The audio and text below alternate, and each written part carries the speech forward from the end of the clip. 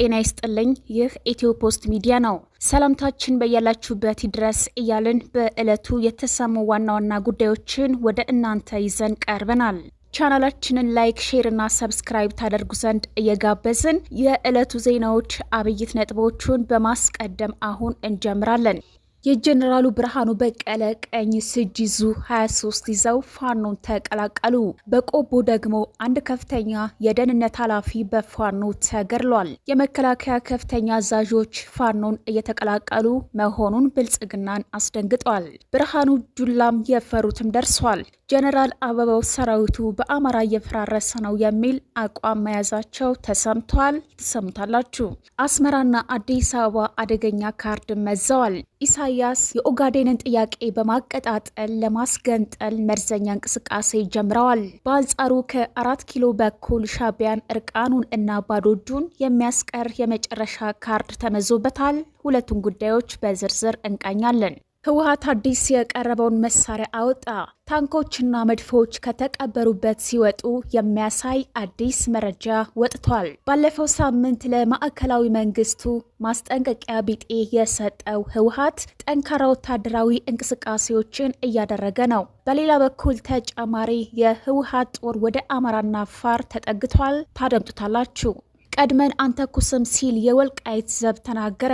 ኮሎኔል ደመቀ ድፍን የወልቃይት ህዝብ እንደ እስራኤል መታጠቅ አለበት በሚል ስሌት ያደራጁት የተከዜ ዘብ ከሰሞኑ በርካታ ወታደሮችን ያስመረቀ ሲሆን ስለ ቀጣይ ተልዕኮና እቅዱ አንድ መረጃ ወጥቷል። ሳይቀድሙን እንቅደማቸው ሳይሆን ካልተኮሱ ቀድመን አንተኩስም የሚል ስልትን እንደሚከተል አሳውቋል። ትሰሙታላችሁ። በመጨረሻም አሜሪካ አሰብ ላይ ቆረጠች። ከቀናት በፊት እስራኤል ኢትዮጵያ ወደ ቀይ ባህር እንድትመለስ እፈልጋለሁ ማለቷ የሚታወስ ሲሆን ዛሬ ደግሞ ትራምፕ ወደ 4 ኪሎ የላኳቸው ጀነራል የኢትዮጵያን የባህር በር ጉዞ ደግፋለሁ ብለዋል። ይህም ለኢትዮጵያ ታላቅ ዲፕሎማሲያዊ ድል ተደርጓል። ዝርዝሩን ይዘናል። የተወደዳችሁ የቻናላችን ቤተሰቦች እነዚህንና ሌሎች መረጃዎችን ይዘናል። አብራችሁን ቆዩ።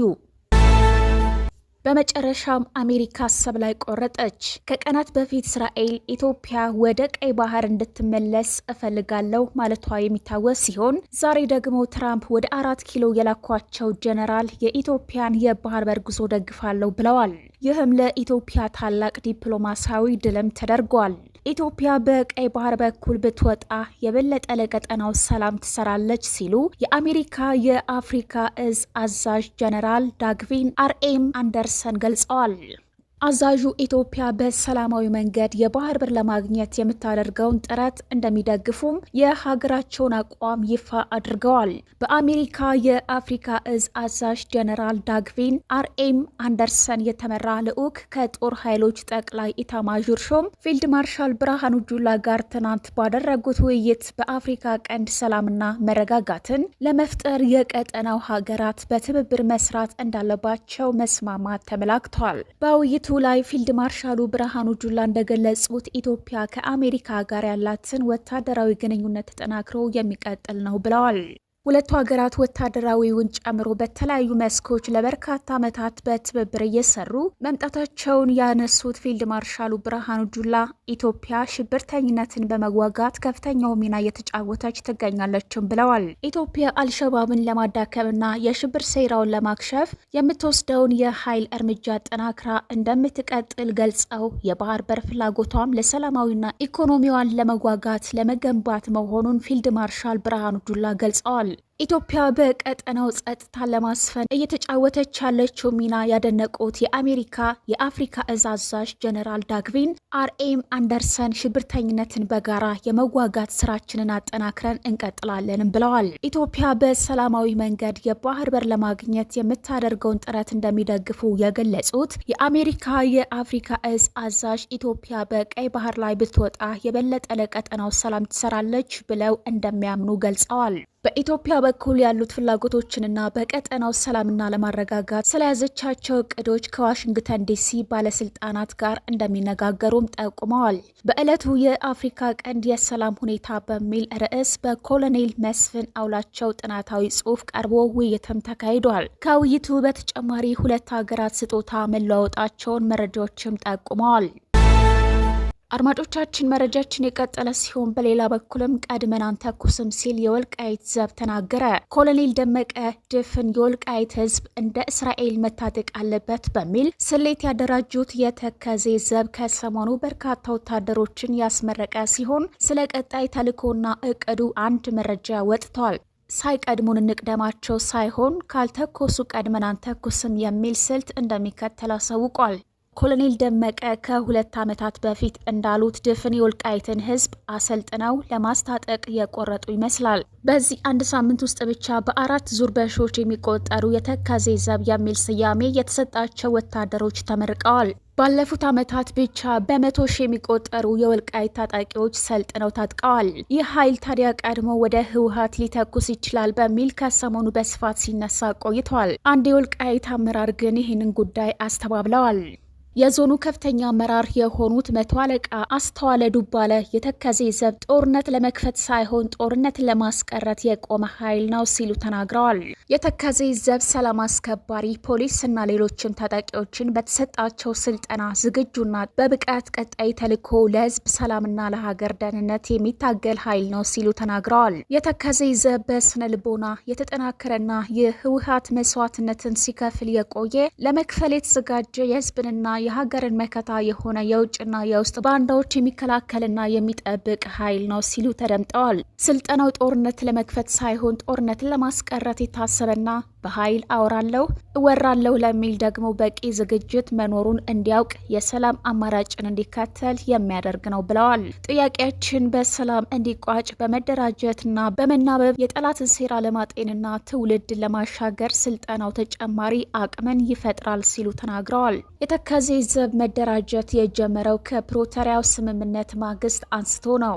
ዓላማውን የህወሓት ታጣቂዎች ዳግም ተከዜን ተሻግረው ወልቃይት እንዳይቆጣጠሩ ለመጠበቅ እንደሆነ የወልቃይት ሰዎችም ይናገራሉ። ይህ ዘብ ወልቃይትን ከህወሓት ከመጠበቅ ባለፈ አንድ እንደ ማይካድራ አይነት ጭፍጨፋ ዳግም እንዳይፈጸም በሚል የተደራጁ ስለመሆኑ ይነገራል። ኮሎኔል ደመቀ ከ2 ዓመት በፊት በሰጡት አንድ አስተያየት ድፍን የወልቃይት ህዝብ መታጠቅ አለበት ሲሉ አስረግጠው ተናግረው ነበር። ከዚህ ጊዜ አንስቶ በተደጋጋሚ በሺዎች የሚቆጠሩ የወልቃይት ወታደሮች ሰልጥነው ታጥቀዋል።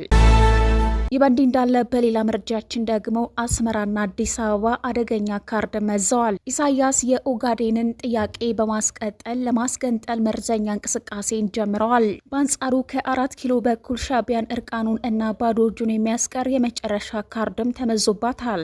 የመጨረሻዋ ካርድ ተመዛለች። የመጀመሪያዋን ጥይት ማን እንደሚተኩሳት ግን አልታወቀም። አብይም ቀድመው ወደ አስመራ ይተኩሱ ይሆን ወይስ ኢሳያስ ሳይቀድሙ ቀድመው ሊተኩሱ ይችላሉ? የበርካቶችን ጥያቄ ነው። አሁን ጥያቄው ሁለቱ ሀገራት ወደ ጦርነት ሊገቡ ይችላሉ ወይ የሚለው ሳይሆን ማን ሊጀምር ይችላል የሚልም ሆኗል። ጦርነት አይኑ ይጥፋና ከስህተቶቻቸው የማይማሩት ገዢዎች ዳግም የጦርነት እልቂትም ጠምቀዋል። ኢትዮ ኤርትራ አሳዛኝ ሰዓት ላይም ደርሰዋል። ከሰገባው የተመዘዘው የአሰብ ካርድ ያለ ደም ሊሳካ አይችልም ወደሚል ድምዳሜ አድጓል። ከሰሞኑ ታዲያ ሁለቱ ሀገራት አንዳቸው ላይ ከባድ የሚባል ካርድን መዘዋል። የኢትዮጵያን የውስጥ ፖለቲካ እንደ እጅ መዳፋቸው ያውቁታል የሚባልላቸው አቶ ኢሳያስ አፈወርቅ ለውክልና ጦርነታቸው የሚረዳቸውን ካርድ መምዘዝም ቀጥለዋል። አሁን ደግሞ ፊታቸውን ወደ ምስራቅ ኢትዮጵያ በማዞር የኦጋዴንን ተገንጣይ ጥያቄ ለማቀጣጠል እየሰሩ ነው። ከቀናት በፊት የሻዕቢያው አፈቀላጤ አቶ የማነ ገብረ መስቀል በኤክስ ገጻቸው እንዲህ የሚል ጽሑፍ አስፍረው ነበር። ኢትዮጵያን የአፋር ሕዝብ ማንነት በመጥቀስ በኤርትራ ሉዓላዊ የባህር ዳርቻ ላይ የተፈጥሮ መብት አለኝ ለማለት ፈልጋለች።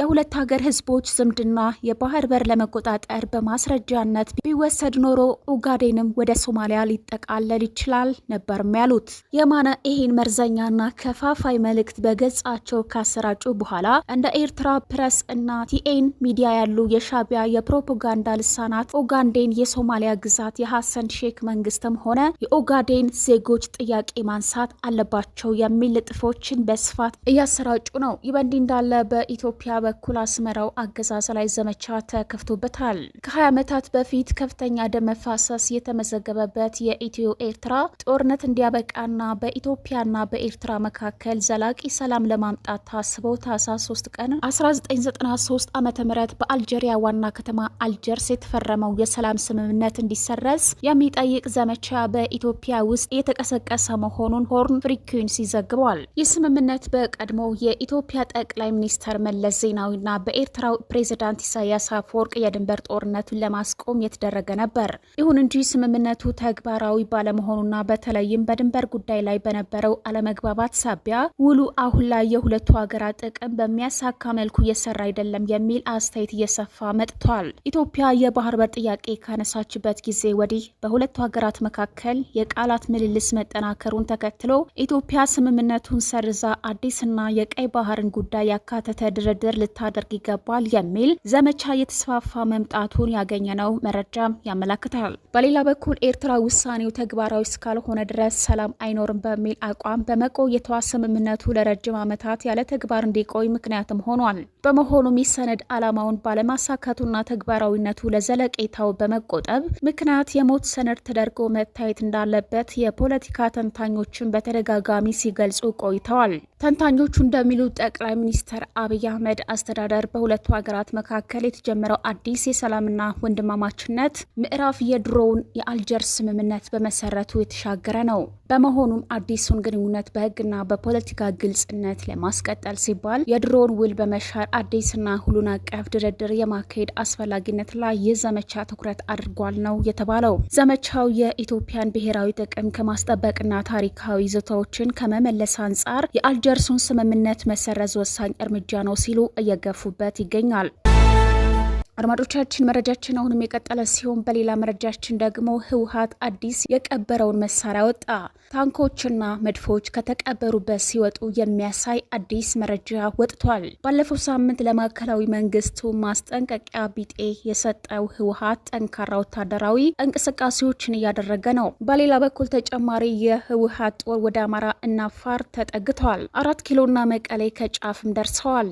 የፕሮተሪያን አምዶች በቁማቸው እየገነደሰ ያለው ህወሓት አሁንም ጦር ጫሪ ድርጊቶችን እየፈጸመ ነው። በምርጫው ቦርድ ህጋዊነቱን ያጣው ህወሓት በሰሜኑ ጦርነት ወቅት ቀበሮ የደበቃቸውን መሳሪያዎች ከመሬት ስር ቆፍሮ እያወጣ ነው። እንደ መድፍ፣ ታንክና ዙ 23 የመሳሰሉ ከባባድ መሳሪያዎችን በትናንትናው ዕለትም ቆፍሮ ሲያወጣ ታይቷል። ይህን ተከትሎ ቡድኑ በቅርቡ ጥቃት ሊከፍት እንደሚችል እየተነገረ ይገኛል። ህወሓት በቅርቡ ጦርነት ሊከፍት ይችላል የሚል ስጋት ከፍ ያደረገው ደግሞ ከሰሞኑ ተጨማሪ ጦሩን ወደ አፋርና አማራ ማስጠጋቱ ነው። መረጃዎች እንዳመላከቱት ከሆነ በሁለቱ ሳምንታት በፊት ወደ አፋር ዘልቆ ጥቃቱን መክፈት የሚታወስ ነው። አሁን ደግሞ ተጨማሪ ጥቃት ለመክፈት ከባብ መሳሪያዎቹንና ወታደሮቹን ወደ አማራና አፋር እያስጠጋ ስለመሆኑ ተዘግቧል። ወደ አማራ ክልል በራያ በኩል ከባድ መሳሪያዎቹን አስጠግቷል የተባለ ሲሆን በዚያም ከመከላከያ ሰራዊት ጋር ፍጥጫ ውስጥም ገብቷል። ይህ በእንዲህ እንዳለ በሌላ መረጃችንም የጀነራል ብርሃኑ በቀለ ቀኝ እጅ ዙ 23 ይዘው ፋኖን ተቀላቀሉ። በቆቦ ደግሞ አንድ ከፍተኛ የደህንነት ኃላፊ በፋኖ ተገድሏል። የመከላከያ ከፍተኛ አዛዦች ፋኖን እየተቀላቀሉ መሆኑን ብልጽግናን አስደንግጠዋል። ብርሃኑ ጁላም የፈሩ ደርሰዋል። ጀነራል አበባው ሰራዊቱ በአማራ እየፈራረሰ ነው የሚል አቋም መያዛቸው ተሰምቷል። አንድ ኮሎኔል ዙ 23 ጨምሮ ከ60 በላይ አድማ ብተናና መከላከያ በመያዝ ጠፍተዋል። የከዱ ኃይሎች አስተማማኝ ሁኔታ ላይ ሲሆኑ ፋኖን መቀላቀላቸው ተረጋግጧል። በአሁኑ ሰዓትም የጠፋውን ኃይል ጀነራል ብርሃኑ በቀለን ጨምሮ ለመፈለግ ማርቆስ ያለው ኃይል ሙሉ በሙሉ በሚባል ደረጃ ከተማው ለቆ አሰሳ እየወጣ ነው። ደብረ ኤልያስ ያለው የመከላከያ ኃይል በጉዳዩ ላይ ለመወያየት አስቸኳይ ስብሰባ ተቀምጧል ተብለዋል። የመከላከያ ከፍተኛ አመራሮች በእንዲህ መልኩ ወደ ፋኖ እየገቡ መሆናቸውን ተከትሎ በመከላከያ ሰራዊቱ ውስጥ ከባድ ድንጋጤ ፈጥሯል። ጀነራል አበባው ታደሰ አስቀድሜ ተናግሬ ነበር ሲሉም ተደምጠዋል። ጀነራሉ ሰራዊቱ በአማራ እየፈራረሰ ነው፣ የሚያወጣን ከክልሉ ጠቅልለን መውጣት ነው፣ ይህ ካልሆነ ግን ሰራዊቱን እላያችን ላይ መናዱ አይቀሬ ነው ብለዋል። የተወደዳችሁ ተከታታዮቻችን ለዛሬ ያዝንላችሁ መረጃዎች እነዚህ ናቸው። ቻናሉን ሰብስክራይብ፣ ቪዲዮ ላይክ እና ሼር በማድረግ ቤተሰብ እንድትሆኑ በአክብሮት እንጠይቃለን። ጤና ይስጥልን።